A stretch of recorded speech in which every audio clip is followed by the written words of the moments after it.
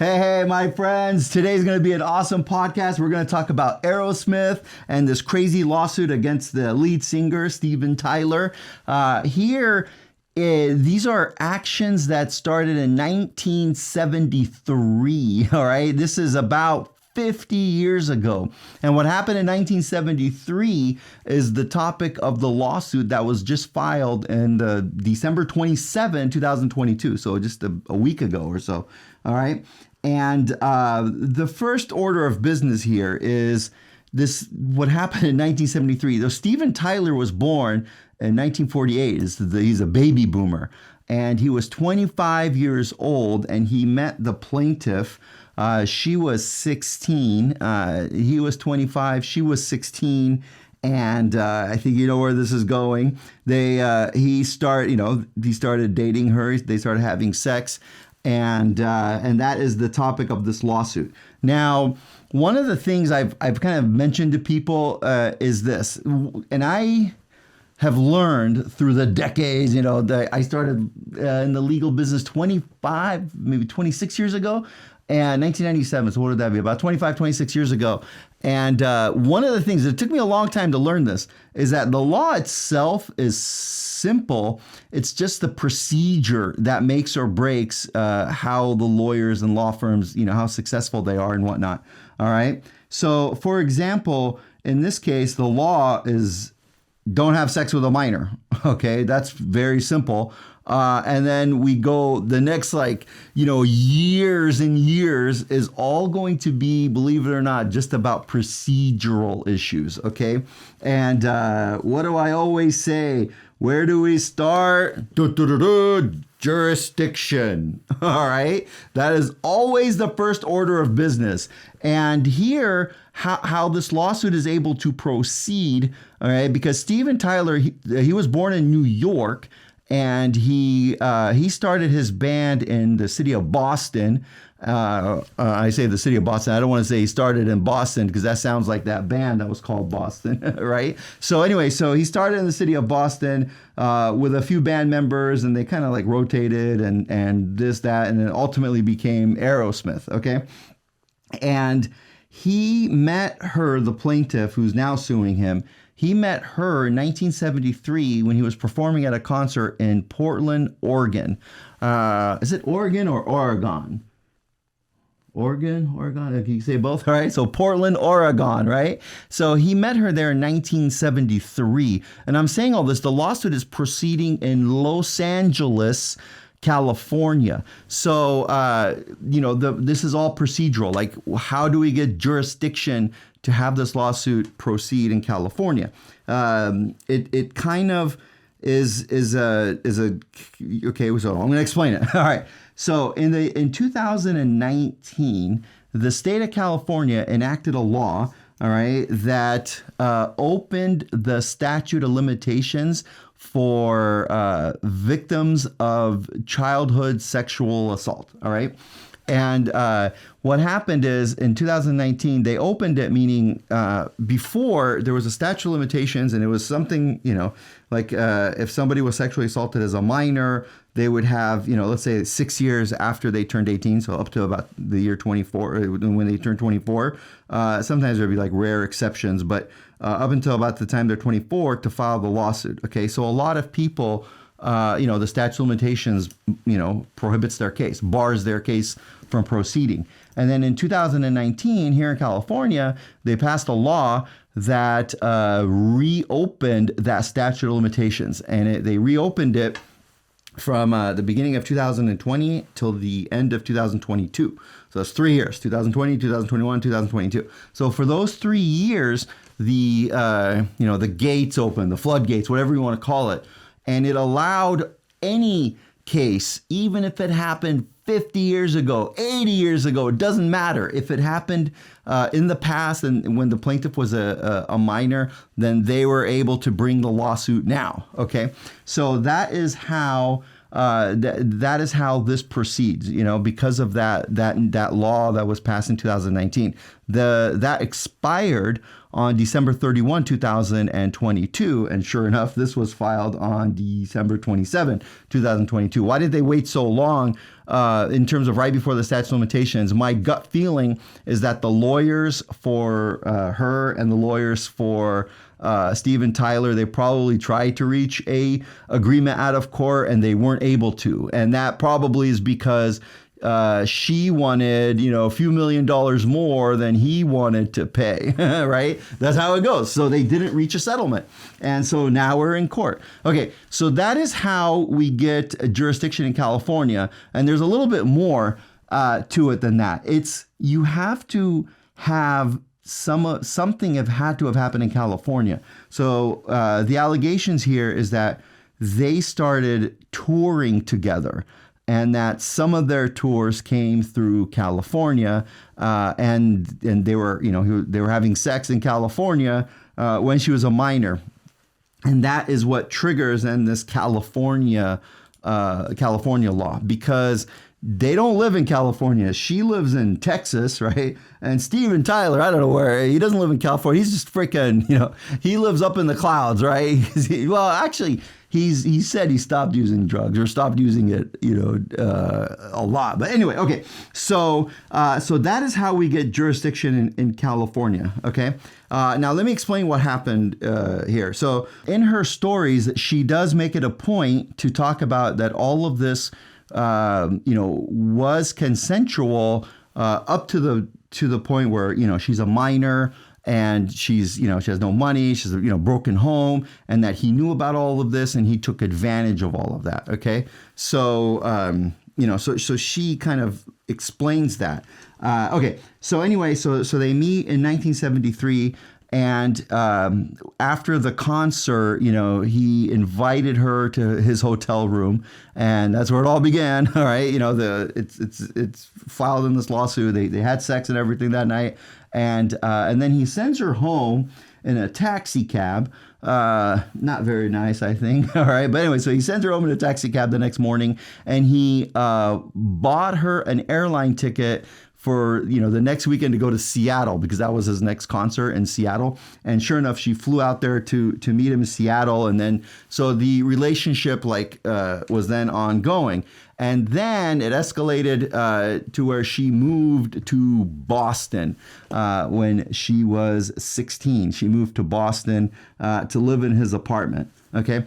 Now, there's, and the reason why I go over this is because all of this, when if there's a jury trial, this will all be kind of explained, and then ultimately the jury has to decide, who's at fault and how much to award for compensatory damages and things like that. Okay, so she then moved to Boston in 1974. And they kept going out, they kept dating. I mean, they were living together. And then he became her legal guardian. All right. What he did was that he had her mom sign something saying, yeah, Steven Tyler is the legal guardian of my daughter, Julia. Okay. And there's kind of conflicting stories about why he had her, why he did that. He said it was so that she can go to high school in Boston. She said that it was so that he can kind of travel with her and take her on airlines and take her, to different states and everything. So there's some conflicting stories, but everyone agrees, he was her legal guardian. And then she got pregnant when she was 17. And it's kind of a weird thing to have happened because when she got pregnant, he's going to be the dad of her baby and he's her legal guardian, So clearly we have a very, very odd thing going on here, right? And she's 17, and at this point he's 26. Okay. And then during this time, she's pregnant. They're going out, and there's drugs and alcohol in the mix. And she even admits later that she did do a little bit of cocaine even while she was pregnant. She did admit that. And then so ultimately something happened when he was away on tour. There was a fire in the apartment, okay, like in the apartment building in Boston. Nothing that she started, no one says she started it or anything like that. It was just some sort of fire. And thankfully she was okay. There was, but she had like a lot of smoke inhalation. And then it was kind of funny. She says in her story, this was in a story that she wrote a long time ago. She said during the fire, she remembered a Bill Cosby commercial of all things. And in that commercial, it was kind of the don't get burned or something, and in that Bill Cosby commercial, there was like if there's a fire, like drop to the ground, because then the smoke on the ground is a little clearer than the smoke up top. Anyway, I just thought that was interesting. So then, so she was okay, but she was injured, that she had some smoke inhalation injuries and everything. Then she woke up in a hospital. Now we're in 1975, okay? She woke up in a hospital, a Catholic hospital in Boston. And, so she was out for a few days. And then when she woke up, he had come back to see her. And she's still pregnant, right? According to her, the doctor said that the baby is fine. They did the heartbeat and this, that, and they said that the baby is fine. Okay. According to him, he said, and I don't believe this. I mean, I believe it, but it's crazy to know that he wrote books about this. Like he wrote memoirs and autobiographies and he mentions all of this. And, so that's like, it's not even that any of this is going to be disputed, all right? Or a lot of it won't be disputed, but there'll be some things that'll be disputed. So she said that, the doctor said the baby's fine. He said that the doctor said, well, if there was smoke, in her lungs and everything, then the baby could, even though the baby has a heartbeat and everything, the baby could be harmed. All right. And nonetheless, she ended up, according to her, he kind of convinced her or coerced her. Actually, she uses the word coerced her to get an abortion. And then she had to leave that hospital because they wouldn't do it at the Catholic hospital in Boston. So she had to leave that hospital, go to some other place, and he signed for her and everything because he's her legal guardian, right? So she gets an abortion, and it was after that then she leaves Boston and he left her alone, and then they went their separate ways, okay? Why did this? Okay, get this. She had then, she met someone. She became married. She had kids of her own, and then she was deeply devoted to the Catholic Church, and she had a life going on and everything.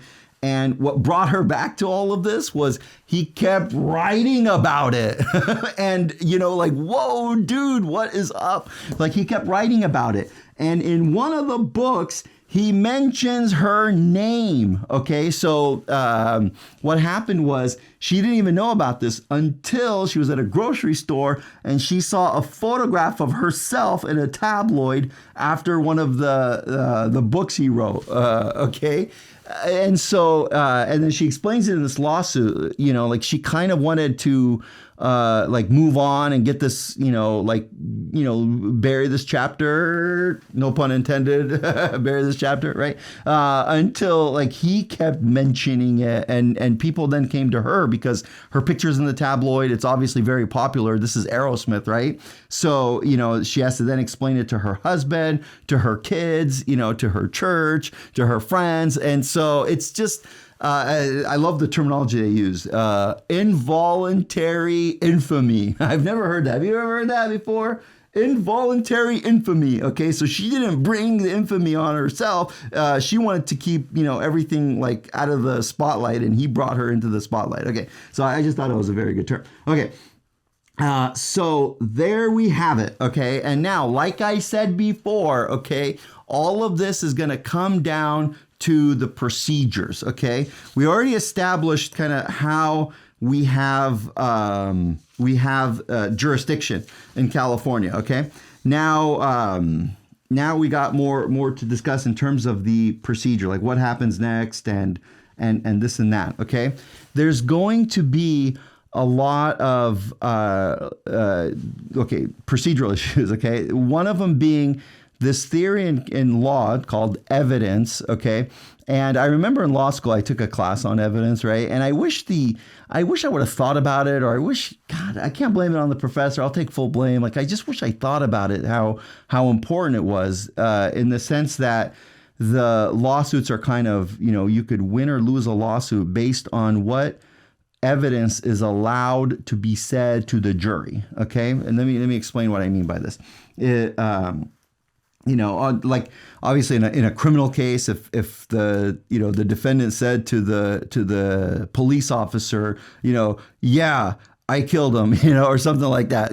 Like if you could get that evidence thrown out, like if the police officer didn't read the Miranda rights correctly, or if they coerced that admission or something, you can maybe get that thrown out. And obviously that would be good evidence to get thrown out. You could win or lose your whole case on this. In this civil case, it's the same thing. All right. And let me explain it. So the law in California is that you could bring these actions for what happened in California. If Steven Tyler can get evidence thrown out, which means, it would be inadmissible. If he could get evidence thrown out about what happened in Boston, the abortion, the fire, she was alone, she got injured, how, everything that they were doing there, how she became pregnant and he was the legal guardian of her, if that evidence is all told to the jury, that would be very bad for Steven Tyler, right? Because chances are the jury is not going to like it, okay? If he could get that evidence thrown out, it would be way better for him. And then clearly for her, it would be a lot better to have the evidence included, right? Or, admitted is the right word, okay? So he would want it to be not admissible. She would want it to be admissible. And then hear me out for a minute.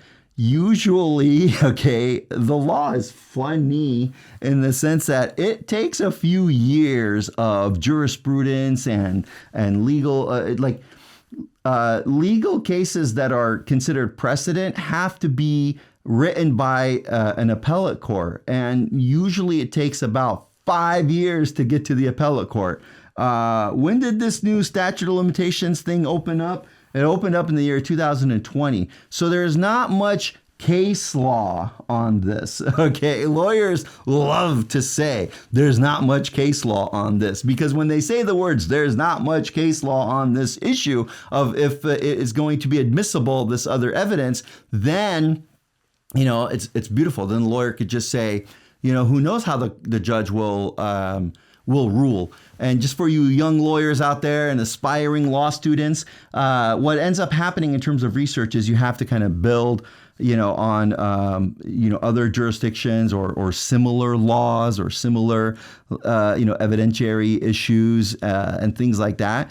And then you could kind of try to argue to the court that based on these other laws or cases that cite some similar things, this is where lawyers kind of make their, some real legal research here, because trying to convince a judge to let this evidence in, the things that happen outside of California, could make or break the whole case, right?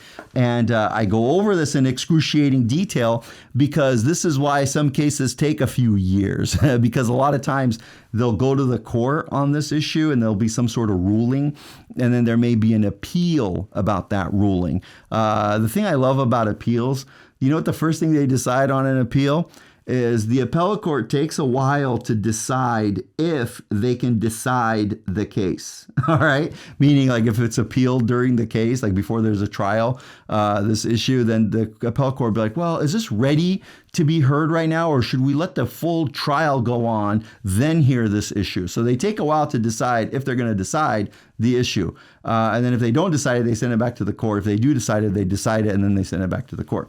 Okay. So that is a big procedural thing that will happen in this case. It's such an interesting case. And then Joe Samo starts boring us with all of this procedural evidentiary rulings. Okay.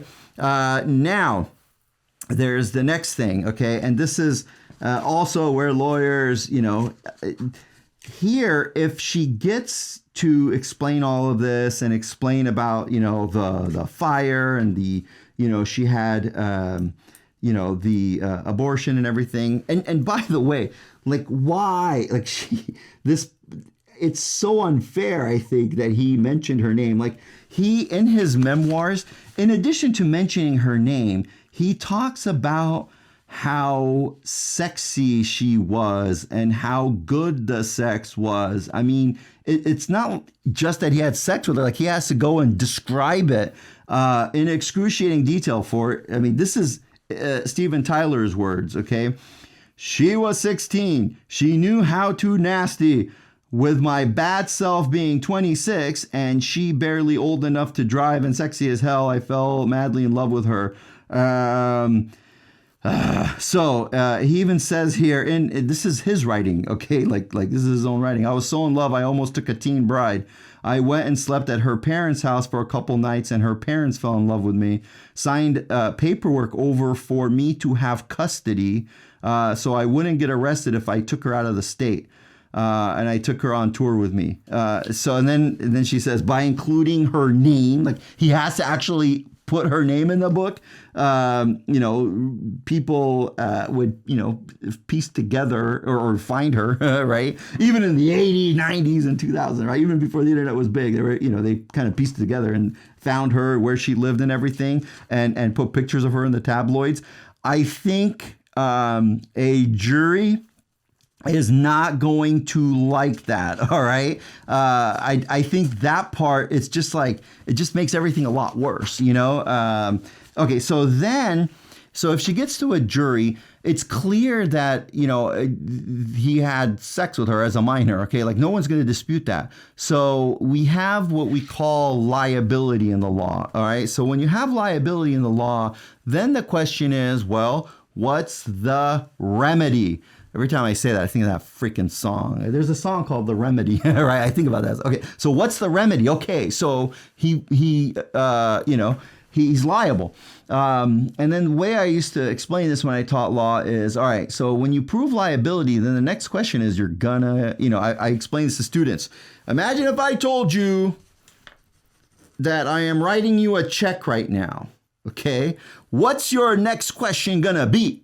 Right? And everyone would say, how much is it? Okay. And that's how the law works. If there's liability, then the question is, well, how much is she going to get? That is answered by the following. She would present through her law firm her story to the jury. Okay. And then he would present her case and his lawyers would, cross-examine her and all that jazz. Right. And let's say that all of this evidence is included, everything, like, everything, all different states, the book, him naming her.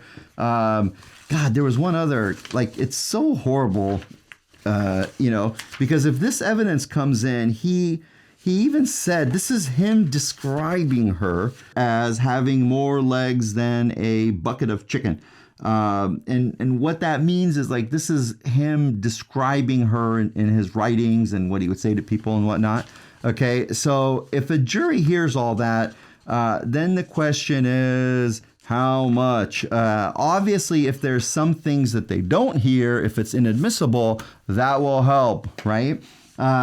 Here, her lawyers are saying that, as a result of all of this, the plaintiff, Julia, has suffered and continues to suffer extreme emotional distress, physical manifestations of emotional distress, embarrassment, anxiety, fear, nightmares, terror, shame, symptoms of PTSD, loss of enjoyment, this goes on and on forever, right?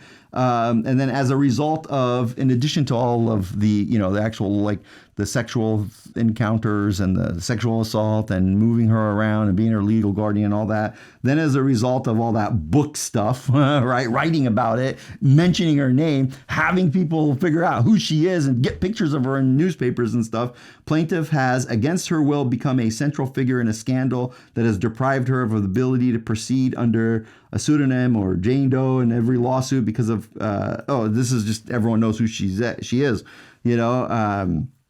and that she was, in a constant state of involuntary infamy. and it's been a lot of disgrace on. That's why, by the way, it's explained here that she became, she's very religious. She's involved in the Catholic Church and whatnot, and all of that was, having all of this happen and come to the public, it just made it that much more traumatizing. Okay, so finally, come on, Joe Samo, get to the freaking point. What lawyers do is we then try to speculate in terms of, well, if this does go to a jury, how much is the jury going to award? And this is my favorite thing to tell people. Every lawyer gets this wrong, right? The only way you can kind of gauge it is because the jurors are not lawyers. It's like random people that are not lawyers and that are selected to be jurors. And so jurors are never lawyers, and lawyers, try to predict what these non-lawyers and us lawyers, we don't know what non-lawyers think, right? So the best way to do it, there's these focus groups that a lot of law firms will do. And here's a shout out, my friend Matthew Clendenin. He does these focus groups where because he does a lot of plaintiffs work. And I'm not getting paid for that shout out. Okay. Just FYI. Okay. So anyway, they'll do these focus groups, and in the focus groups, they'll run the whole case by the focus group. And then they'll say, what would be a fair amount to give her in compensation? Right. My gut feeling, and again, take it with a grain of salt, or better yet, a pound of salt. My gut feeling is if this goes to a jury, they would award her a few $1 million. Okay, I would say maybe $5 million. $5 million. What do you think? More or less? Less? How much less? $3 million? Dude, this is freaking piece. See what I said? I was off by $2 million, right? I definitely think it's in the millions. Like if somebody, so the way the case will settle is, for example, if he offers her $5 million, if I were her lawyer, I'd say that's good. Let's take it, right? Because I think, I don't know if a jury's going to come back with more. We might lose on some of these evidentiary rulings. If she wants like $12 million, it might be worth it for him to fight it. Do you see what I mean? Like we try to gauge the settlement on what we think a jury would rule. Well, I'm glad to be back. I love you all, and keep the comments coming.